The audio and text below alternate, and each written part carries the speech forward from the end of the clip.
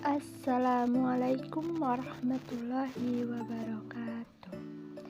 Di sini kita akan membahas pengertian media dan sumber belajar, karakteristiknya, serta pemanfaatannya dalam pembelajaran. Kami dari kelompok 7, berikut anggota kelompoknya.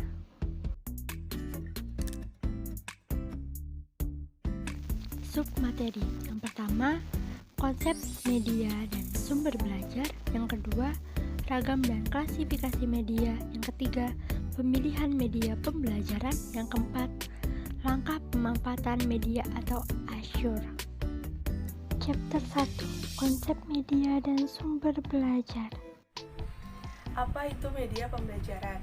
Media pembelajaran adalah segala sesuatu yang dapat menyalurkan pesan, merangsang pikiran, perasaan, dan kemauan siswa sehingga dapat mendorong terciptanya proses belajar pada diri siswa. Jenis-jenis media pembelajaran. Yang pertama itu ada media audio, yaitu media yang hanya dapat didengar. Contohnya seperti radio dan rekaman suara. Yang kedua ada media visual, yaitu media yang hanya dapat dilihat. Contohnya seperti gambar, foto, dan lukisan. Yang ketiga ada media audiovisual, yaitu media yang mengandung unsur suara dan juga unsur gambar. Contohnya seperti rekaman video dan film. Berikutnya ada manfaat dari media pembelajaran. Yang pertama itu memperjelas informasi belajar sehingga mudah dipahami oleh siswa.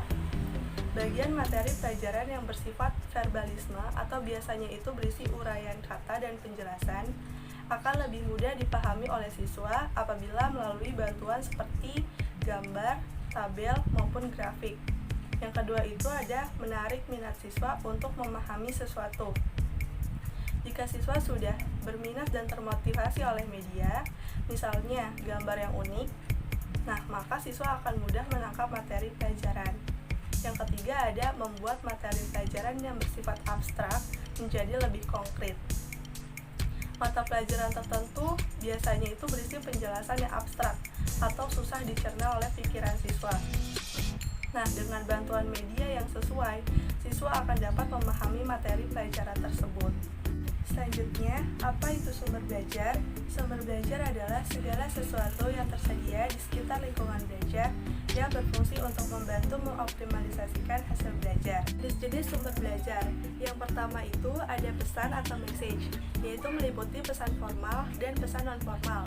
Pesan formal yaitu pesan yang dikeluarkan oleh lembaga resmi atau pesan yang disampaikan oleh guru dalam situasi pembelajaran.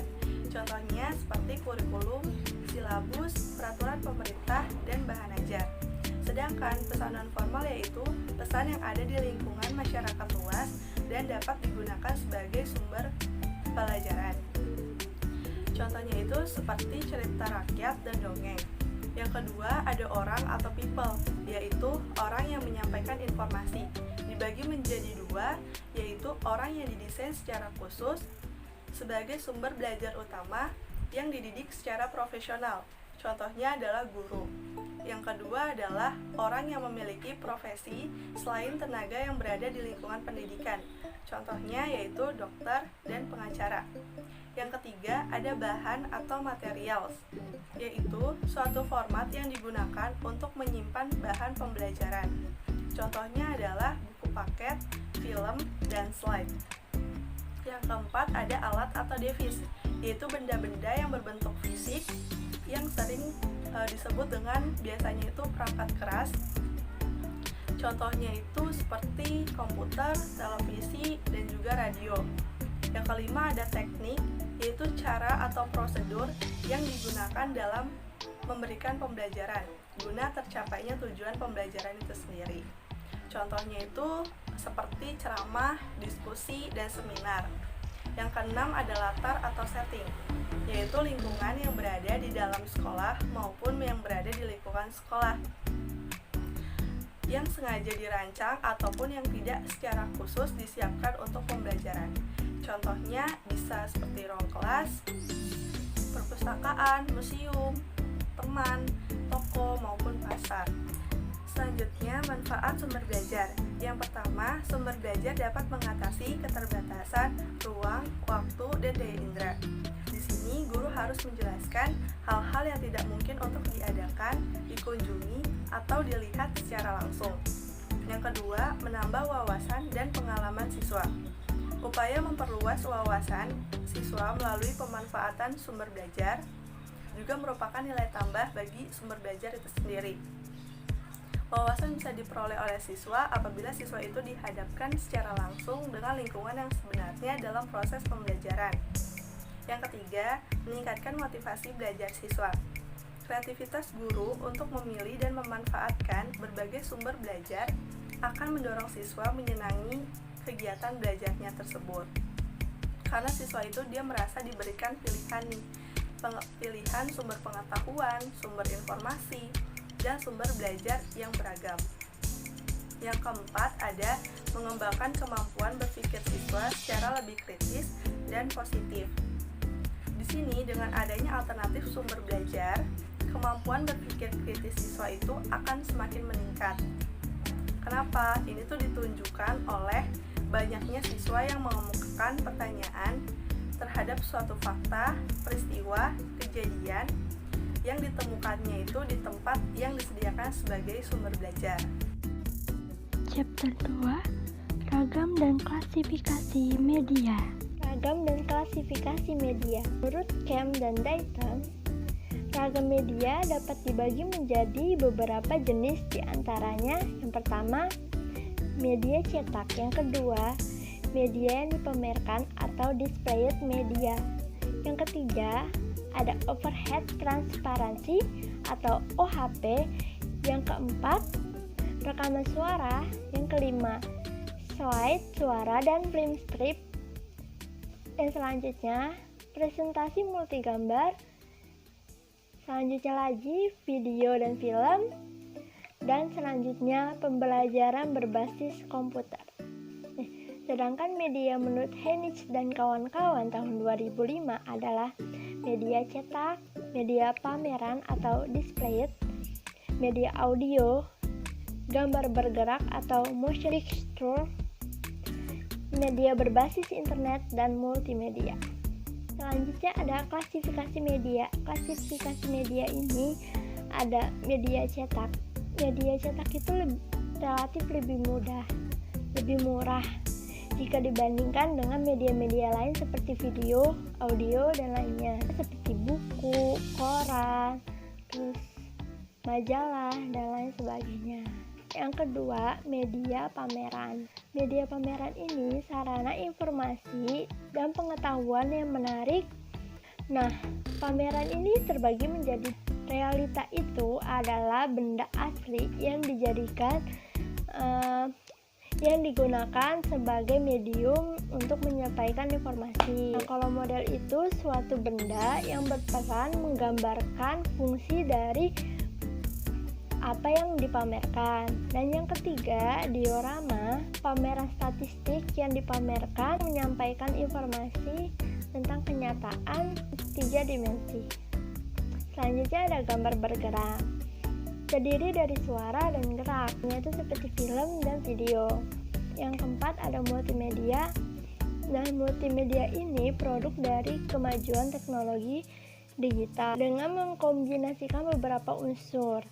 Di antaranya ada teks, audio, gambar, dan video. Selanjutnya ada media konvensional dan media modern. Media konvensional ini adalah media yang belum menggunakan bantuan komputer atau media yang masih menggunakan teknologi analog sebagai alat untuk mengirimkan suatu informasi. Nah, contohnya itu seperti surat kabar, terus tabloid, majalah, katalog, dan lain sebagainya. Nah, media modern ini adalah ragam media yang penggunaannya diharuskan atau harus didukung dengan perangkat komputer seperti blog, medsos, website, dan lain sebagainya. Chapter 3, Pemilihan Media Pembelajaran. Oke teman-teman, kita masuk ke chapter 3, Pemilihan Media Pembelajaran. di sini ada tips sebelum memilih media pembelajaran. Nah, yang pertama itu perhatikan materi maupun mata pelajaran yang akan dibuat media pembelajaran. Jadi maksudnya di sini kita materinya itu apa yang mau kita paparkan. Terus mata pelajarannya apa? Atau kalau matematika, terus kalau iya matematika mata pelajarannya, materinya apa? Aljabar, eksponen, atau akar. Kayak gitu, teman-teman. Terus yang kedua itu buatlah sebuah peta konsep maupun mind mapping sesuai dengan materi yang akan dijelaskan. Iya, jadi sebelum memaparkan materi ada baiknya kita buat mind mapping dulu, biar nanti kalau sudah dipaparkan ke peserta itu lebih gampang, dari sini ke sini, dari sini ke sini gitu. Udah ada mind mapnya, dan ini mind mapnya nggak perlu detail. Yang penting tuh jelas, singkat, dan mencakup semuanya, nggak harus detail banget. Nah, terus yang terakhir itu baru pilih media yang tepat. Jadi nanti kalau kita udah tahu materinya apa, mata pelajarannya apa, terus udah buat mind mapping, baru deh kita tentuin nih media yang tepat apa. Kayak kita milih matematika, misalnya materinya aljabar. Terus habis itu kita udah buat mind mapnya, misalnya dari koefisien dulu, terus ke ke yang B, C-nya yang huruf-huruf itu. Nah, nanti kita pilih media yang tepat tuh apa kira-kira biar lebih gampang diterima. Apakah audio, visual, atau audio visual gitu. Oke teman-teman, terus sekarang ada kriterianya. Kriteria untuk memilih media pembelajaran. Yang pertama itu sesuai dengan tujuan. Ya, jadi kan sebelum kita belajar itu kan ada yang namanya tujuannya kan. Tujuannya untuk apa? Misalnya agar siswa dapat mengerti bla bla bla bla, agar siswa dapat mengerti pengertian dari ini, agar siswa dapat menggunakan aljabar, kayak gitu-gitu. Nah, itu harus sesuai dengan tujuannya supaya nggak melenceng gitu.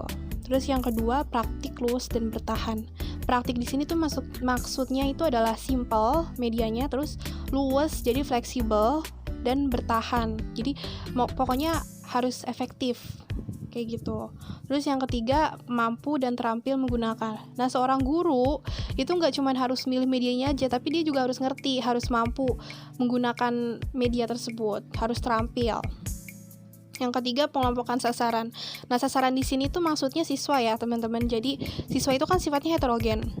Ada yang begini, ada yang begitu, ada yang sukanya audio visual, ada yang sukanya audio aja, ada yang sukanya visual aja. Nah, kita nggak bisa sama ratakan. Jadi kita harus dikelompokkan dulu sasarannya kita, siswa itu. Yang terakhir, mutu teknis. Nah, jadi asal media itu nggak asal pilih. Media itu juga ada standarnya. Walaupun sudah memenuhi syarat-syarat yang sebelumnya, tapi juga ada standarnya juga. Jadi teknisnya itu harus bermutu gitu, teman-teman. Chapter 4, Langkah Pemanfaatan Media atau Assure. Selanjutnya model Assure. Model Assure menurut para ahli, yang pertama menurut Heinrich tahun 1999 berpendapat bahwa model Assure adalah satu model yang sangat logis dan sederhana dan diciptakan satu prosedur untuk perencanaan dan menjalankan pembelajaran yang menggabungkan media.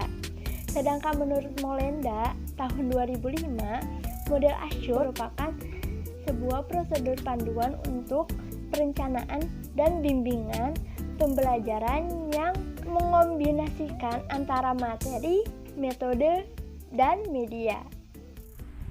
Berdasarkan pendapat para ahli tersebut, maka dapat disimpulkan bahwa model Assure adalah model pembelajaran yang memusatkan fokus ke siswa dengan pemilihan metode, media, teknologi, dan strategi pembelajaran yang tepat agar terciptanya kegiatan belajar dan pembelajaran yang efektif dan efisien. Oke teman-teman, terus sekarang adalah manfaat model Assure atau Assure menurut Dewi Salma Prawiradilaga tahun 2007. Beliau menjabarkan beberapa manfaat dari model ini. Yang pertama itu sederhana, relatif lebih mudah untuk diterapkan. Karena dia tuh turut serta, siswa tuh harus turut serta gitu. Jadi dia lebih simpel, dan kalau siswa turut serta itu akan lebih mudah diterapkannya. Yang kedua, dapat dikembangkan sendiri. Ya, ini baik oleh guru, nanti kan di akhir kan dievaluasi. Nah, kalau misalnya ada yang kurang-kurang, nah kita bisa kembangkan sendiri gitu. Terus yang ketiga, komponen KBM-nya lengkap. Ya jelas, karena kita tuh fokus ke siswanya, itu pemilihan metode, media, teknologi, dan strategi pembelajaran itu masuk juga dalam KBM-nya gitu. Jadi lengkap. Terus yang terakhir, peserta didik dapat dilibatkan dalam persiapan untuk KBM. Ya, memang ini intinya dari model ASUR ini.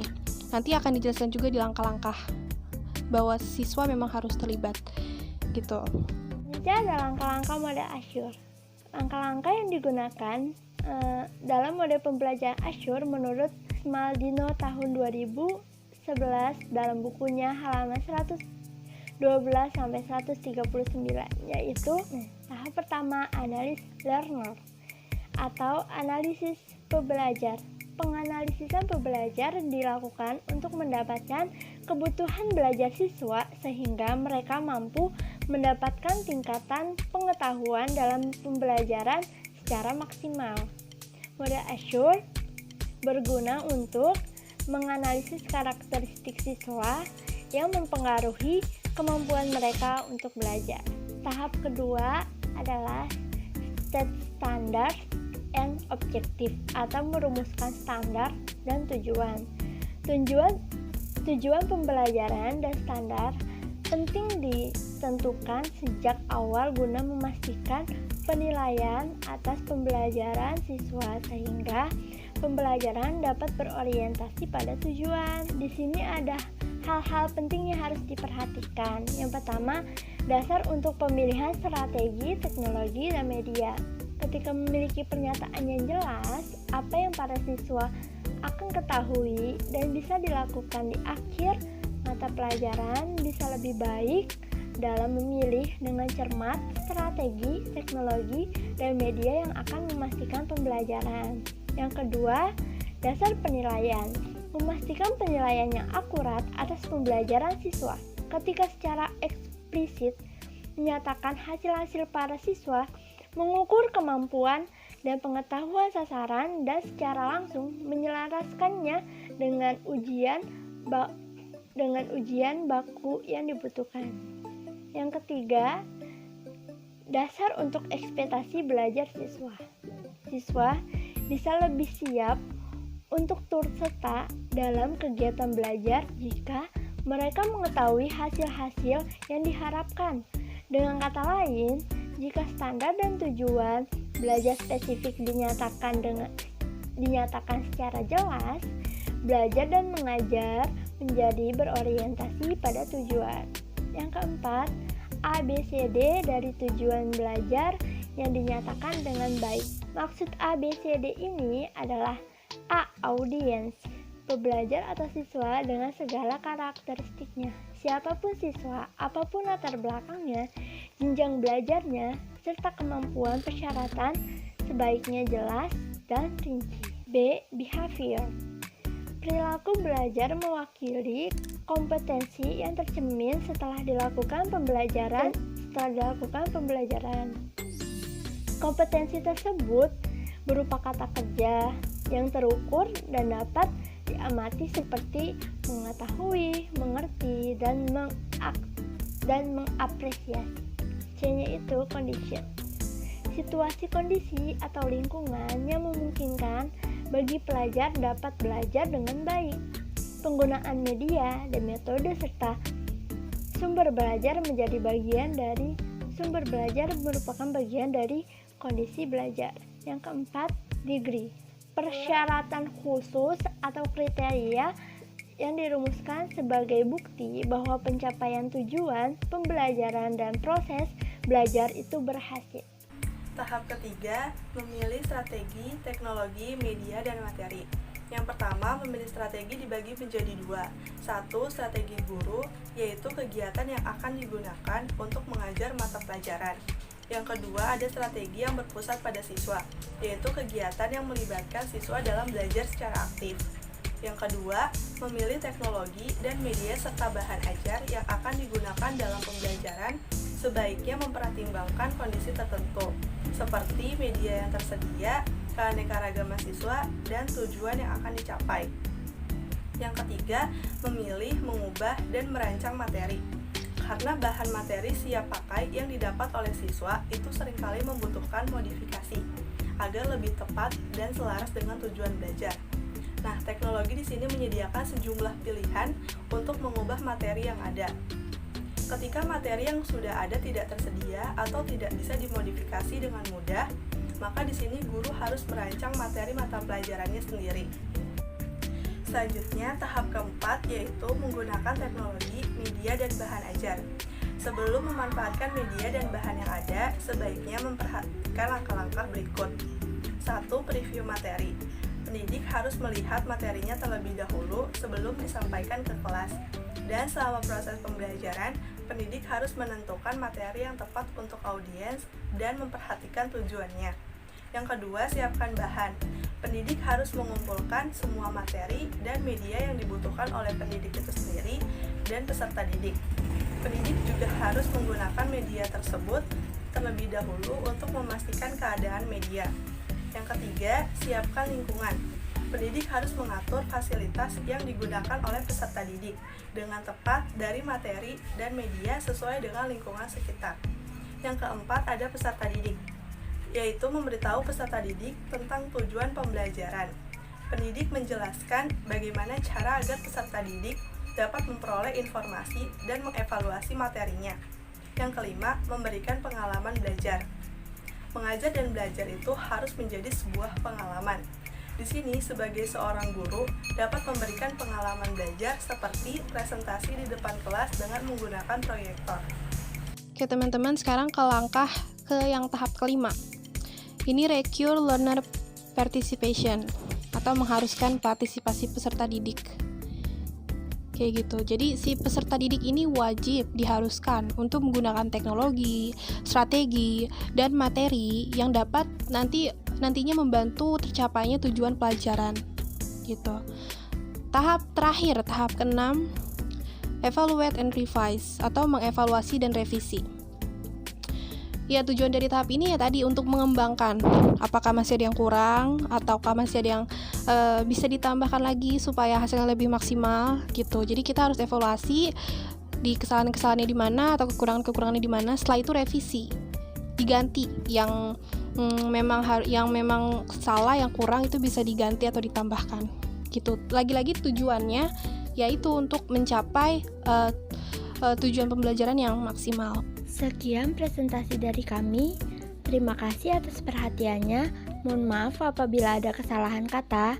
Wassalamualaikum warahmatullahi wabarakatuh.